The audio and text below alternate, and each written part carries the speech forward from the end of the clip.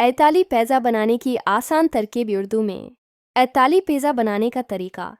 अज्जा: मैदा 3 कप, खमीर 1 चम्मच, चीनी 1 चाय का चम्मच, नमक 1 चाय का चम्मच, जैतून का तेल 2 खाने के चम्मच, नीम गर्म पानी 1 कप, टमाटर की सॉस 1 से 2 कप, मोज़रेला चीज़ 1 कप, कदौक्श की हुई ताज़ा तुलसी के पत्ते चंद अदद, जैतून का तेल थोड़ा सा। तरीकाकार: 2 तैयार करें। एक बर्तन में नीम गर्म पानी, खमीर और चीनी डालकर 10 मिनट के लिए छोड़ दें ताकि खमीर फूल जाए। फिर उसमें मैदा, नमक और जैतून का तेल डालकर नरम आटा गूंथ लें। डो को 1-2 घंटे के लिए किसी गर्म जगह पर रखें ताकि ये दगना हो जाए। बेस तैयार करें। अब आटे को बेलकर गोल शेप में पिज़्ज़ा बेस बना लें। टॉपिंग लगाएं।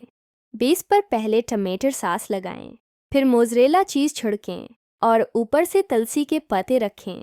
हल्का सा जैतून का तेल भी डाल दें। बेक करें। ओवन को 220 डिग्री सेंटीग्रेड पर गर्म करें और पिज़्ज़ा को 12-15 मिनट तक बेक करें, जब तक किनारे सुनहरी और चीज़ पिघलकर बबल न करे।